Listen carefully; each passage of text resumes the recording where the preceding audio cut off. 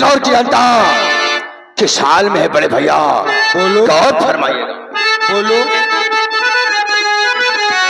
तो रोज जाता हूँ भैया नगर घूमने, रोज जाता हूँ भैया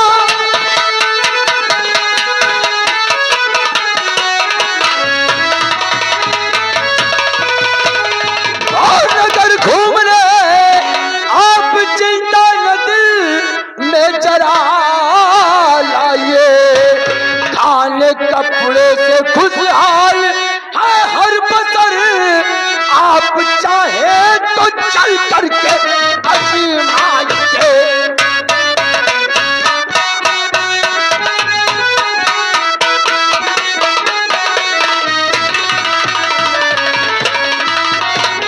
बड़े भैया ये प्रताप सिंह सुबह से शाम तक बिजनौर रियाया के भ्रमण करता है।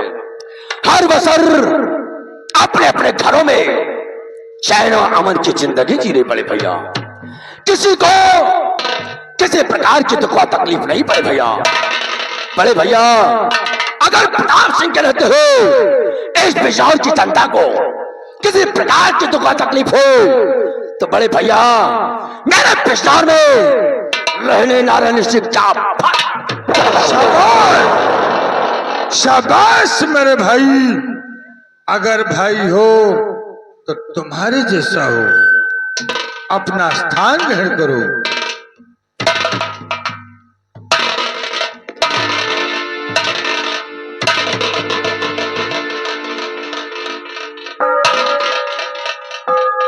द्वारपाल जाकर फाटक पर देख, कोई फरियादी फरियाद लेकर आया है। उसने इंसाफ का घंटा बजाया है। उस फरियादी को सम्मान सहित दरबार में पेश किया जाए।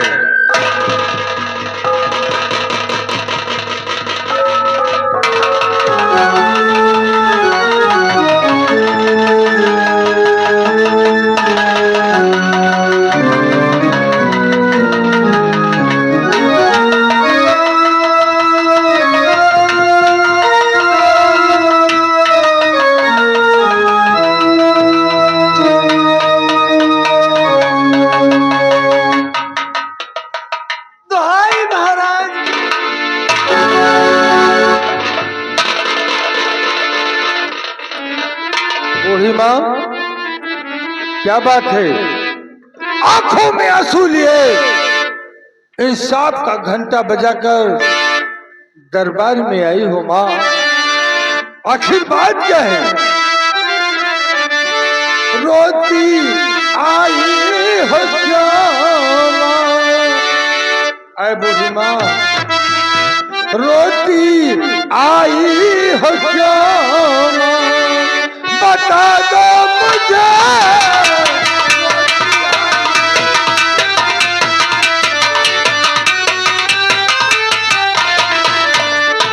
रोती आई हो क्या माँ? बता दो मुझे। रोती आई हो क्या माँ? बता दो मुझे। और माँ जिरा क्या है सच सच सुना दो मुझे।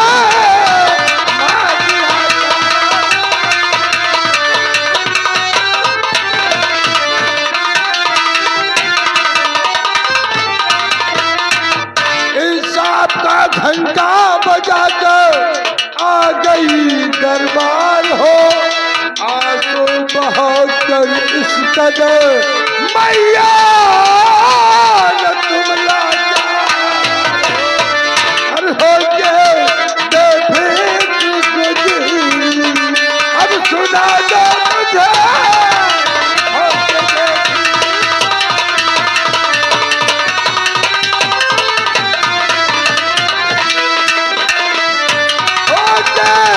बेफिक्र गुजरी अब सुना दो मुझे। हो गए बेफिक्र गुजरी अब सुना दो मुझे।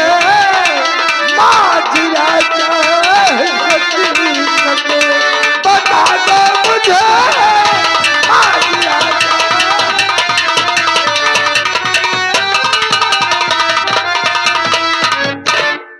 बात है माँ?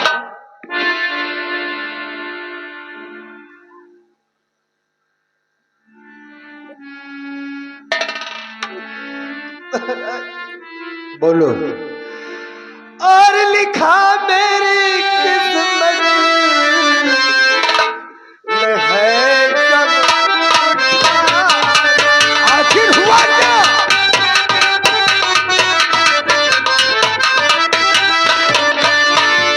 लिखा मेरी किस्मत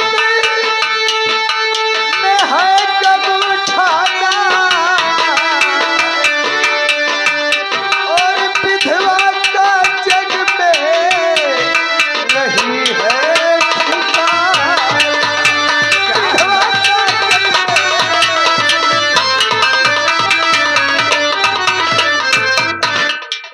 घर में मेरे चोरी हुई, कल ही आधी रात को मैं कहीं की ना रही, कैसे मेरा गुजरान हो। और अब तो बचा सिर्फ आंसू का। बड़े भैया, बिजनौर में चोरी? बड़े भैया, और कौन कमीना है जो इस विशाल प्रांत में चोरी करके आपके हिसाब को कौन है? वो हठी चोर जिसको अपनी मौत का भय नहीं है। अरे बूढ़ी माँ, अब कौन कमीना है जैसे तेरे घर चोरी करके बड़े भैया के हिसाब। ऐ बूढ़ी माँ,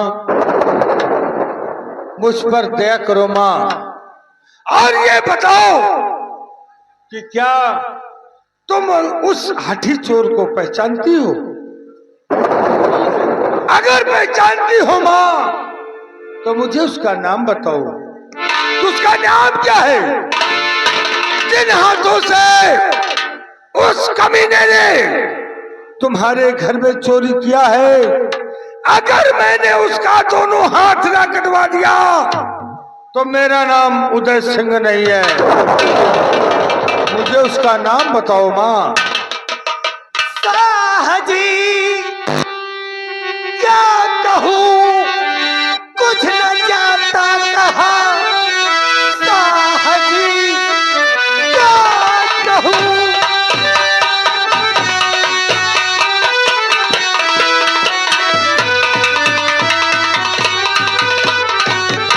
साहजी क्या कहूँ, कुछ न जाता कहा। चोर किसने किया वो है कैसा बसर, बस इसी राज में अपनी करता बसर, बस इसी बात।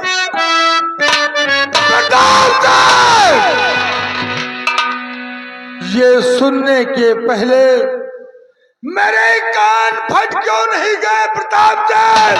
भैया, क्या दरबार के मुलाजिम चोरी करेंगे?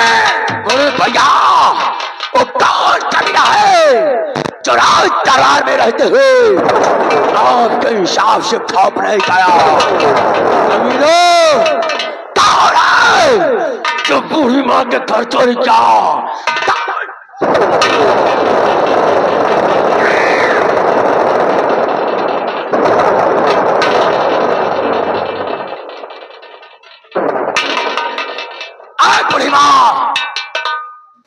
कौन कमीना है क्या तेरे घर चोरी करके अपनी मौत तक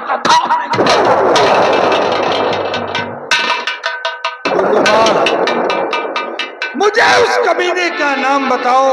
महाराज, इसी राज का सिपाही शिवराज सिपाही ने मेरे घर चोरी किया।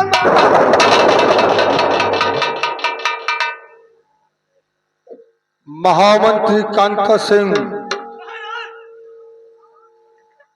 शिवराम सिपाही कब से ड्यूटी पर नहीं आता? महाराज, वो परसों मुझसे छुट्टी लेकर अपने घर गया है। तब से अभी तक दरबार नहीं आया। सेनापति जय सिंह, राजन, इसी वक्त जाओ शिवराम सिपाही के घर, बूढ़ी माँ के घर का चोरी किया हुआ माल बरामद करके उसके हाथों में हथकड़ी डालकर उसे दरबार में पेश करो।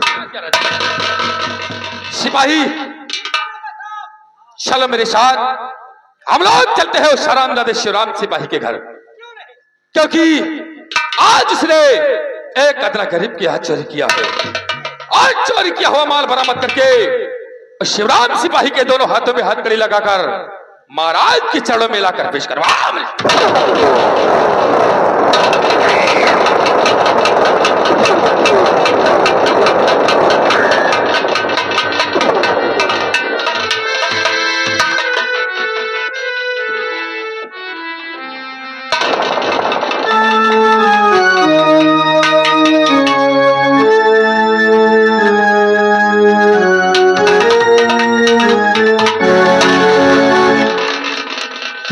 शिवराम सिपाही बोल, बूढ़ी माँ के घर चोरी क्यों किया? आज चोरी किया हूँ महाराज। क्यों किया? मेरी माँ बहुत सख्त बीमार थी, बीमारी की वजह से मैंने चोरी किया महाराज। तेरी माँ की तबीयत खराब थी और तूने दरबार में किसी से बताया? नहीं बता पाया।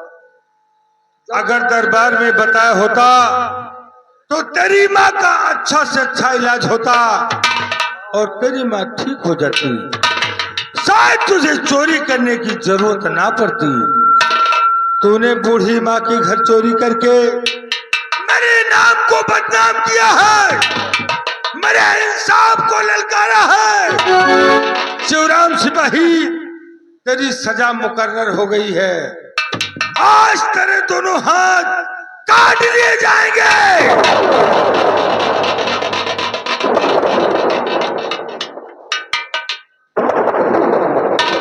तारा बड़े भैया, अगर शिवराम सिपाही ने चोरी किया है तो मजबूरी में किया है।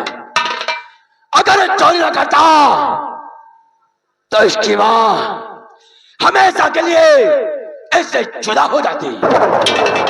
इसलिए बड़े भैया, शिवराम सिपाही की सजा मां। नहीं प्रताप सिंह, नहीं।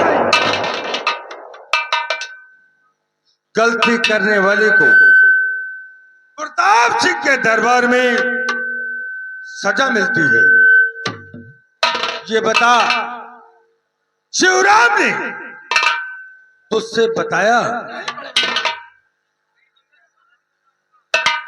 अगर तुझसे बताता तो शायद इसे चोरी करने की आवश्यकता ना पड़ती। बड़े भैया, शायद शिवराम सिपाही के पास उतना वक्त ना हो तो राज दरबार तक आए। अगर वो राज दरबार तक आता तो शायद उसकी मां अंतिम सांसें ले रही होती। इसलिए बड़े भैया, शिवराम सिपाही ने जो कुछ किया अपनी मां के इलाज के लिए किया। इसलिए बड़े भैया, इसकी सजा माफ कर। प्रताप सिंह, मेरा फैसला अटल है और अटल रहेगा। बड़े भैया, यदि आपका फैसला अटल है तो आपका छोटा भाई होने के नाते इस बिजनौर में आस्थे का हकदार हूं। इसलिए बड़े भैया, शिवराम सिपाही को छोड़ दिया जाए। वाह वाह प्रताप सिंह, वाह। मैंने ये कब कहा कि तेरा आधे का हिस्सा नहीं है? जहां मेरा है वही तेरा भी है। रही बात फैसले की, तो जब तक मैं इस सिंहासन पर विराजमान हूं, मेरा फैसला सदैव अटल रहेगा। मेरे ना रहने के बाद जब इस सिंहासन पर तू बैठना तो जो तेरी समझ में आए वो करना।